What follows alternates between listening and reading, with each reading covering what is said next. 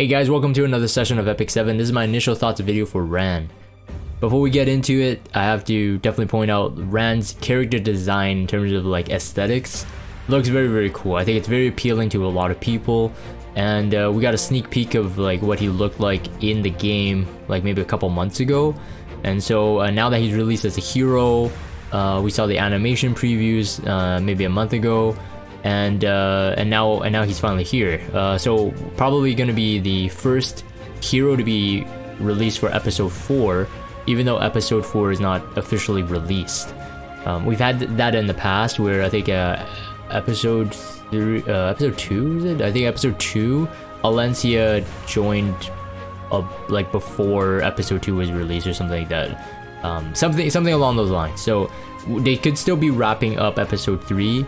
All hopes for Commander Laika to be released, but they might be doing like this kind of like transitionary time, so it's not just going to be all episode 4, but we're getting to see it.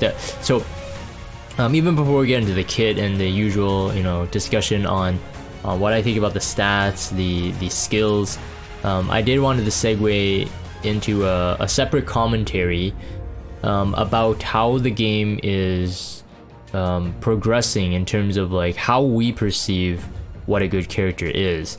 As we all know that in the past, ML5s, RGB, it doesn't matter, heroes that had like a really good spotlight for a long time and then just seemingly fell off just because of how new characters are introduced, how balance patches are readjusted.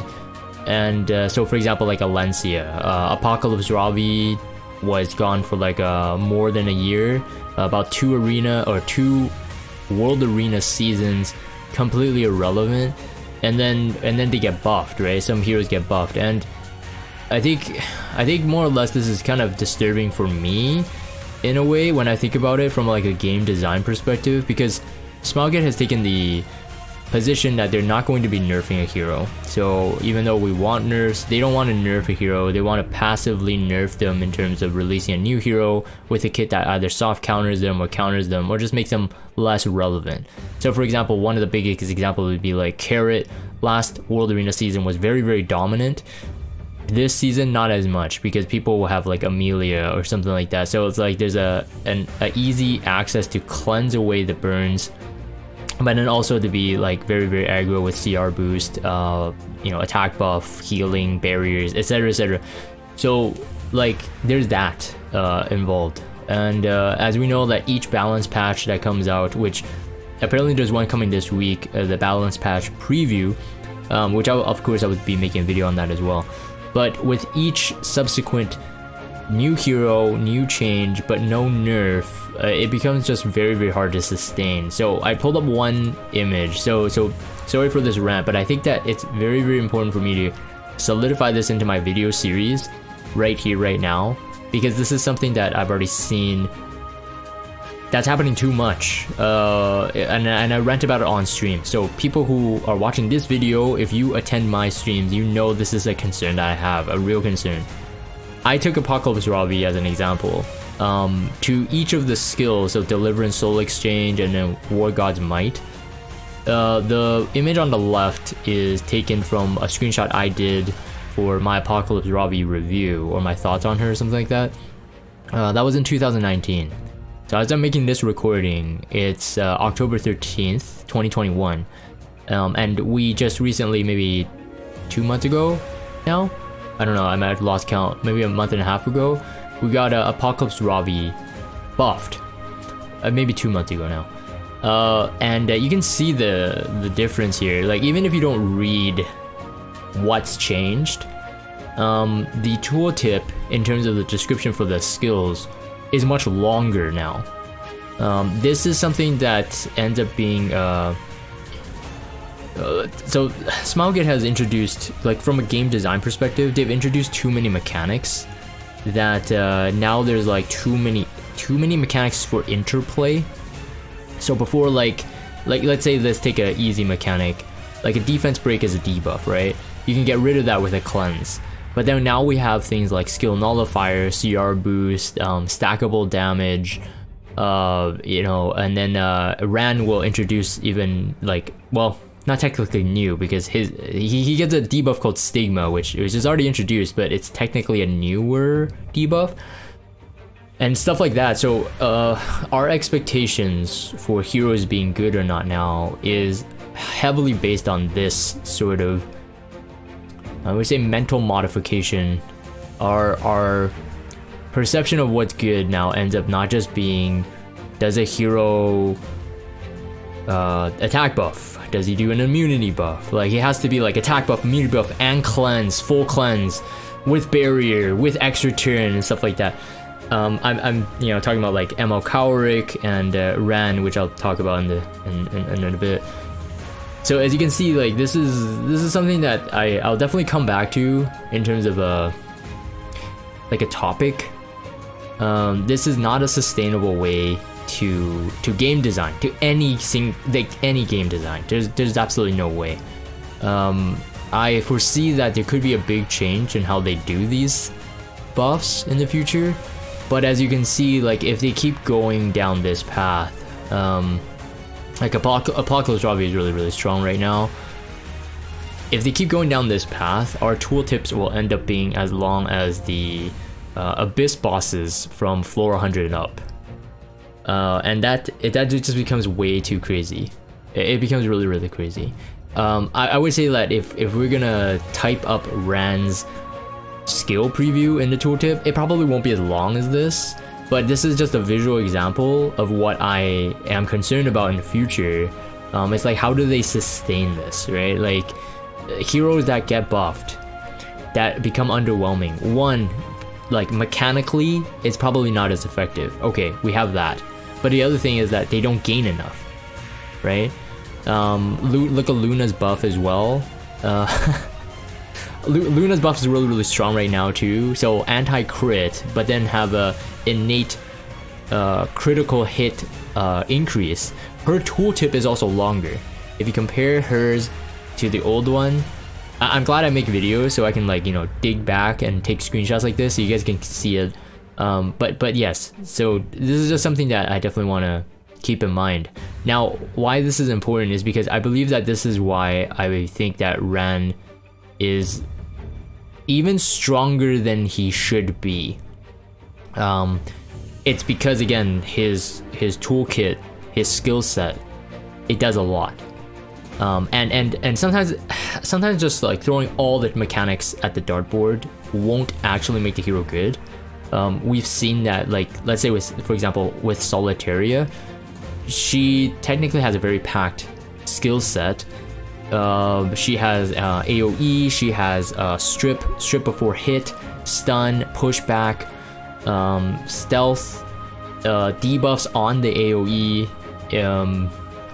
stuff like that, and she grants self buffs. So like, it's seemingly like it's not that, you know, just like put every single mechanic into a hero and then it will work. I'm not saying that, but it's just like Solitaria can only increase in terms of more mechanics, or maybe how her mechanics work, but like that's the only way that she could be fixed, because they've already introduced so much. There's no way they could take it away and make it better, so they have to keep adding more. I feel like Ran is strong because of this fact that he has a lot, but it's just that they design him well enough that his a lot ends up to being actually pretty good. Anyways, enough of that rant. So Ran is a thief, Ares, and he's ice. So for people who are not too familiar, Ares thieves, we've only had one so far, which was Kayron. Now Kayron has the fastest base speed in the game, so therefore Ran now is competitively as fast as Kayron, so he is the fastest hero in the game. He is he seems to be like very good as an opener, as we're gonna get into his kit, but as you can see here, the attack is not too shabby. Of course, a bit lower than the Leos and the Scorpio thieves, which were like plus 1200. This is at 1119. It's okay, but his speed is what really makes up for his, I think, his stats. Like, if anything, speed and crit rate on him is just incredibly good, as we know that to be the case for Kayron, except that Kayron doesn't really support the team as much as he is a DPS, so therefore his default, most of the time, default is now a counter set build. The defense as a thief, 483, actually higher than Scorpio's, and the health is okay, 5,300. I don't think for his kit and neither for Kairon's, defense and health really matter. So I'm just gonna, skip those. Although I do believe that Rand doesn't have to necessarily be a speedy opener or a speedy DPS even. He could probably be built as a bruiser, but it just feels like it's a bit wasted on the stats. So in terms of like scaling up the defense, getting the health, getting the damage, but his speed is so high, like why not make him a bit faster? Crit rate at 23%, which is very, very strong, and then the attack imprint concentration, I guess it's really, really good. We don't have the damage mods right now as I'm making the video. I'm actually making this a lot earlier than my usual schedule, but I don't think his damage mods will sway my decision on whether he's good or not. Let me just put it frankly, I think he's very, very good. I think if you're not a cleave player, I think he'll still add a lot to your team, because again, like I said, he does a lot.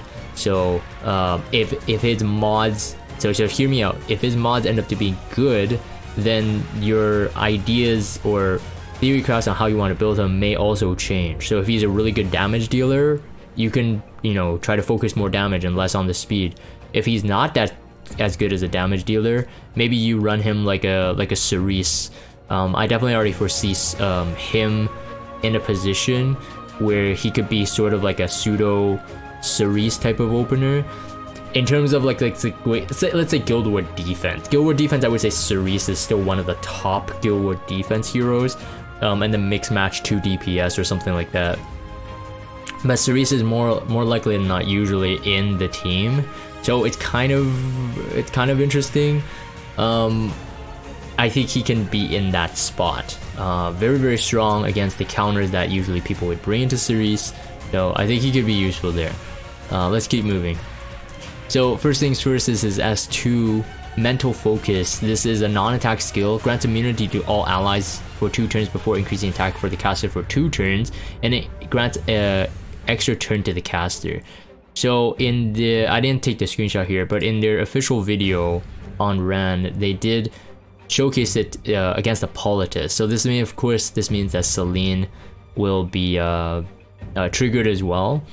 But if you trigger this, the immunity granted, Hippolytus really doesn't do much, because Astral Guide, Hippolytus' S2, only reduces the duration by 1 turn, and that's only if she lands it too, so like people can still resist it, so he can still end up with 2-turn attack buff.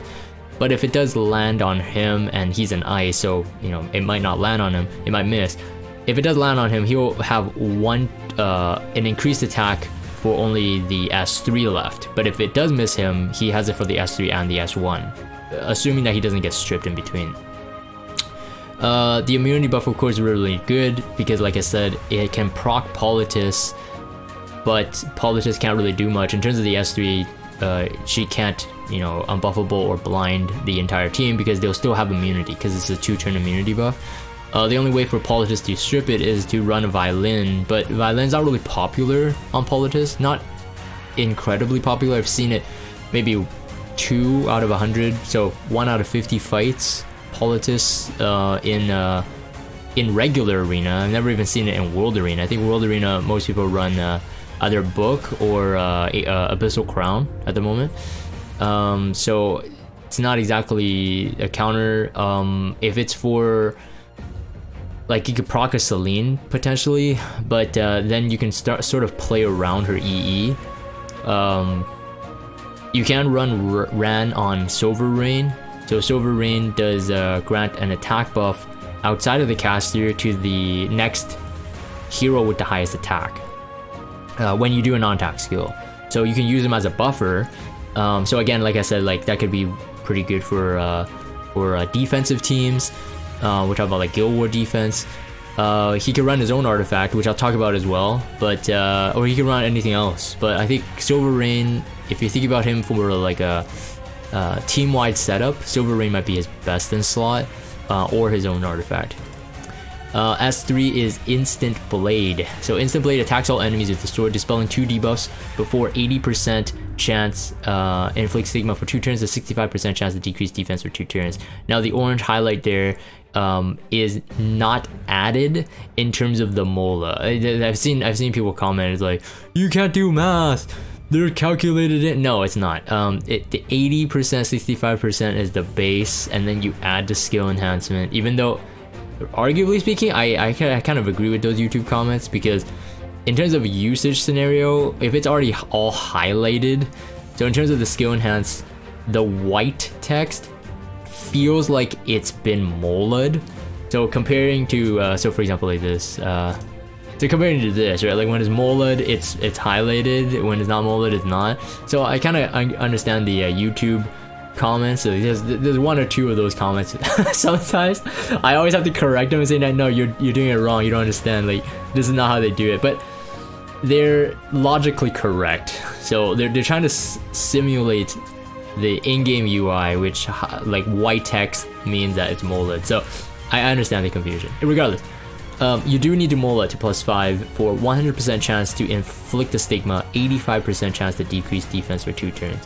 Now, I don't want to say, I don't want to even like begin to say like this is like incredibly strong. So although his tooltip, so in terms of his skill description, is not long, it's just very packed. It's just very packed. So this like immunity to all allies, increased attack, is kind of like a pseudo Vivian, okay? But he has higher base attack, higher base speed than Vivian, but he grants an extra turn, like right away. So you're already helping your either your defense team, if you have Ran on your defense team, or your offense team have a way better chance of completing the fight because you have immunity buff.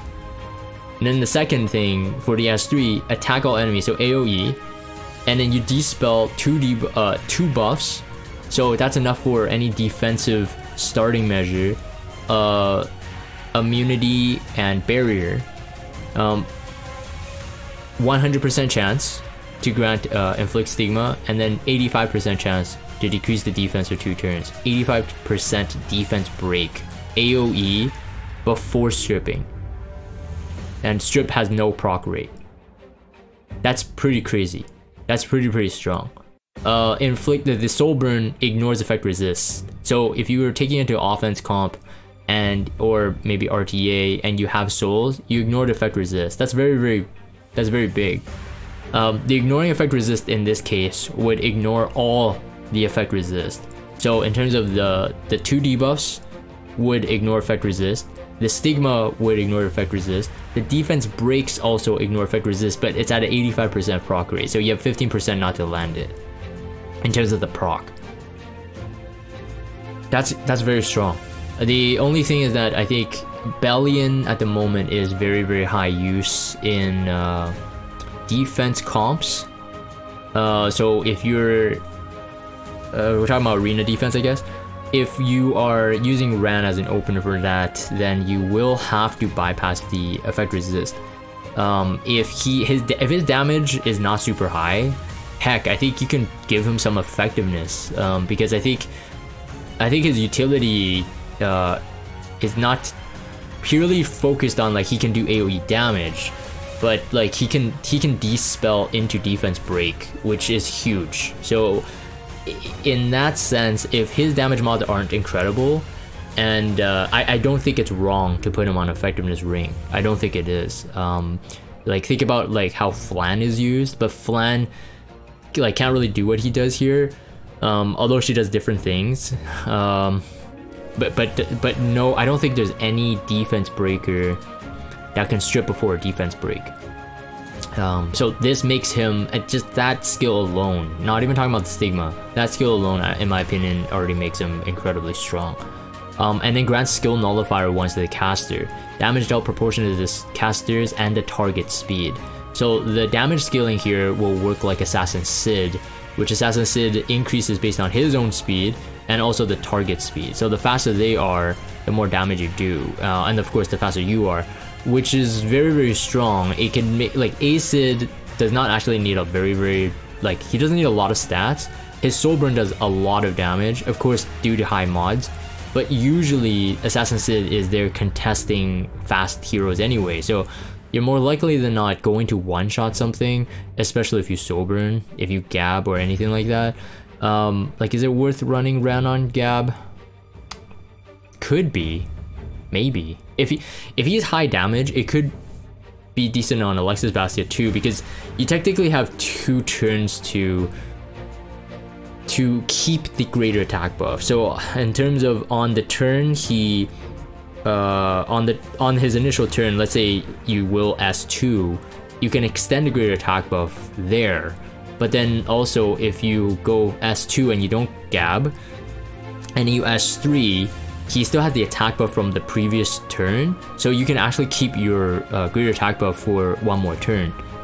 So Alexis Basket could work if he's a damage dealer, but we'll have to see. We'll have to see his mods, and then you know, gear is a different thing as well, so people might not be able to open him, make him a 300 speed opener. They might have to make him a, like, you know, 260, 270, 280 DPS or something like that.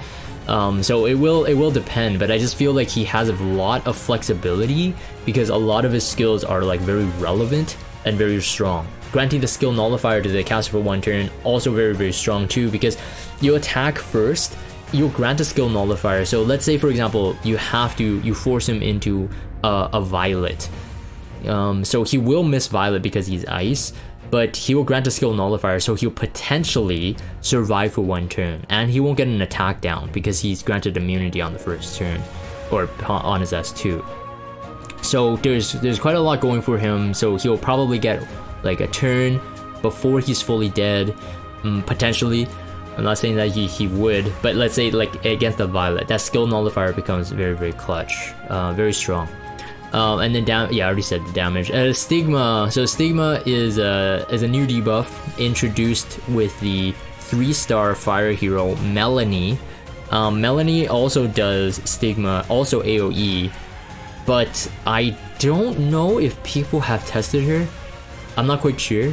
But the decreases the amount recovered, and the combat rate is increased by 50%. It's pretty big too.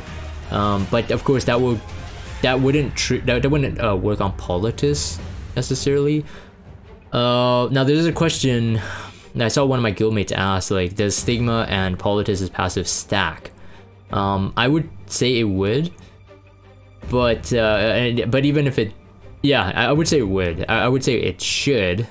But decrease the amount recovered is of course healing. So like for healers, most of them can cleanse it anyway, so that probably wouldn't matter as much.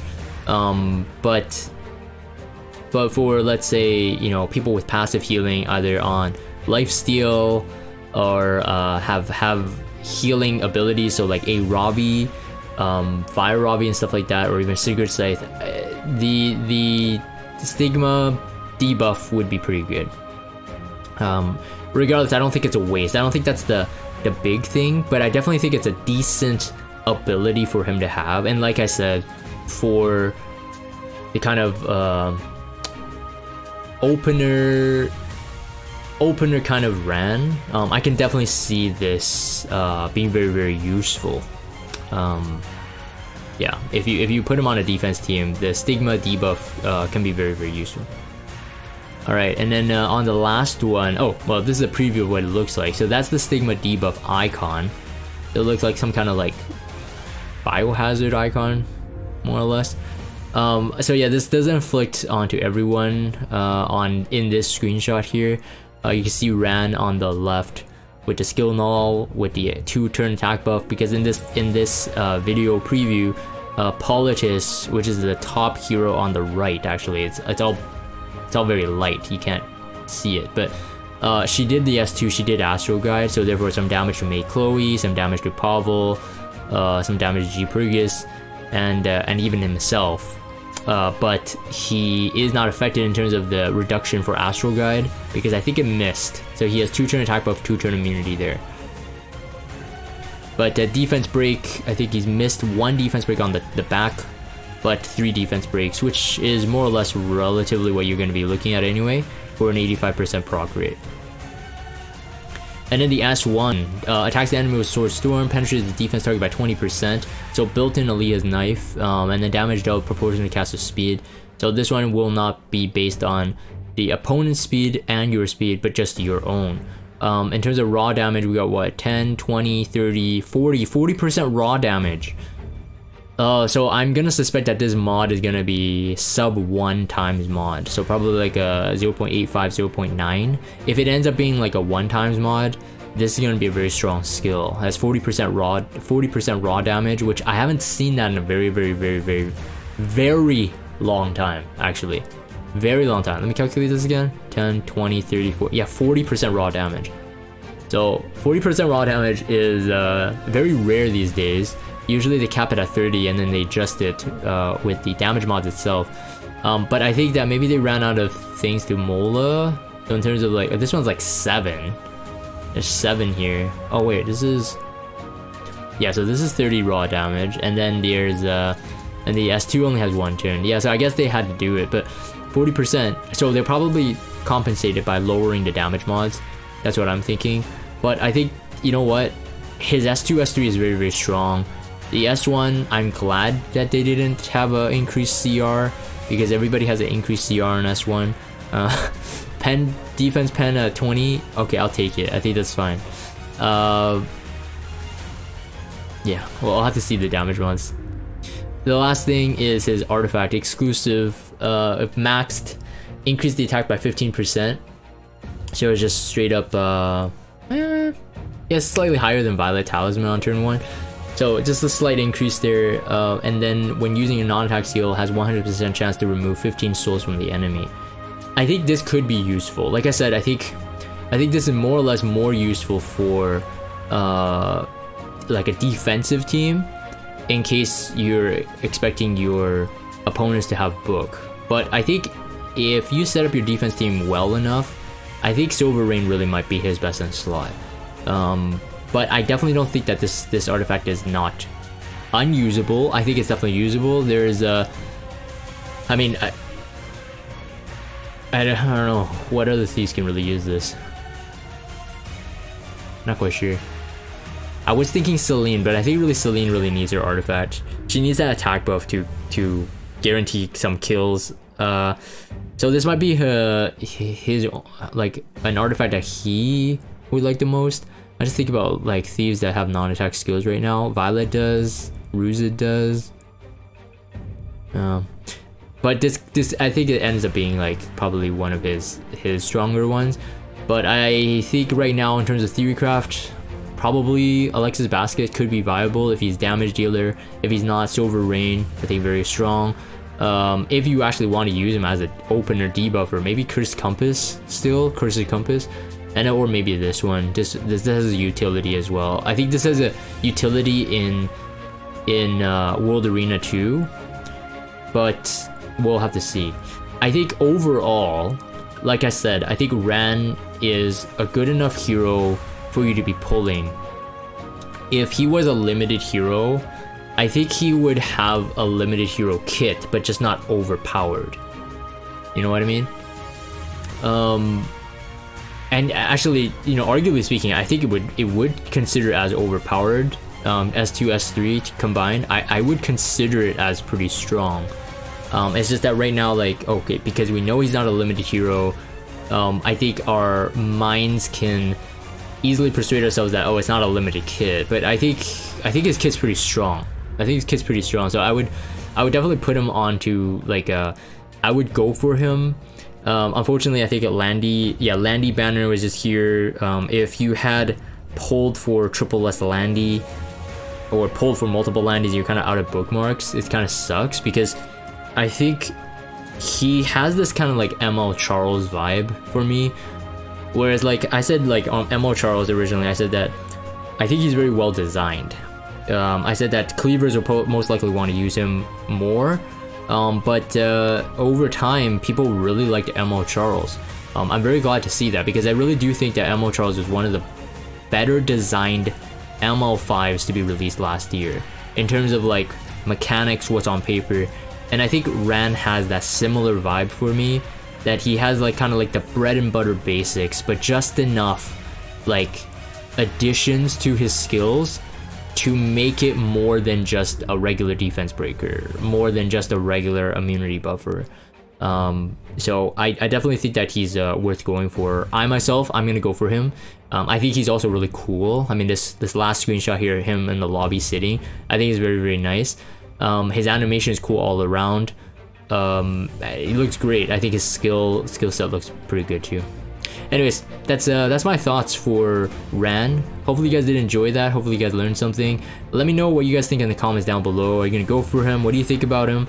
Also, what do you think about the topic that I talked about? Mainly talking about the tooltips getting too bloated, all the heroes getting like 70 different mechanics added to them in order for us to justify that they're good. Let me know what you guys think in the comments down below, how Smilegate should be fixing this, or maybe looking into solutions in the future. I definitely don't think it's sustainable, but that's my thoughts there. If you guys have Discord, check out the Discord server, follow me on Twitter, subscribe to YouTube if you haven't. As always, thank you guys for watching, and I will see you guys next time.